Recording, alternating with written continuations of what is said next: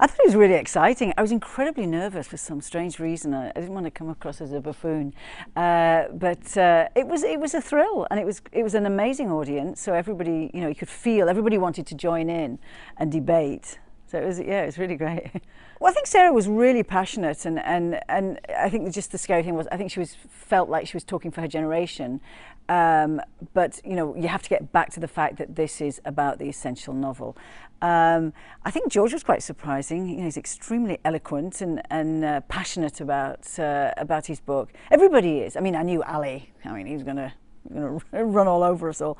But yeah, I think everybody's really into it and really has something to say. And the novels, what's interesting is that they're all very different, but they all actually have a rather black cloud running through them. They're 5 very depressing novels, to be honest. They all have a bit of sadness in them, and they are quite dark. Well, was it a bit of a bullying gang of? It was predictable, which is a bit of a shame because it was. We all thought at the beginning that would be the one, just because it's a different format.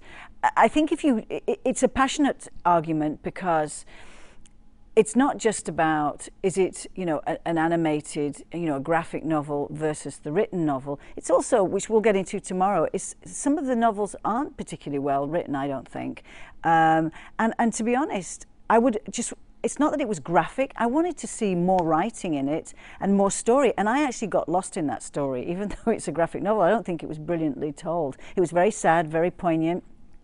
But it got very confusing at times. So whether it's graphic or written, you still have to tell a story. Well, I'm going to be gunning for my book, of course, The Birth House. But there's things that I liked in each one. There's one book that I loathed, actually, which wasn't Essex House. Essex County. There was one book that I actually loathed every minute of it, and I didn't finish it. So I'm not going to say which one it was. But I actually felt at one point I'm wasting my life trying to get through this book. So I thought, I'm not going to read anymore. The strategy, I'm just going to hang around George because he's a real strategist and kind of steal off him, I think. But yeah, I think it might get a bit nasty tomorrow because I think we have to get, an essential novel is also a good read, and it has to be well written. And they're not all, there's one book that I don't think is particularly well written. There's one book that I didn't like at all.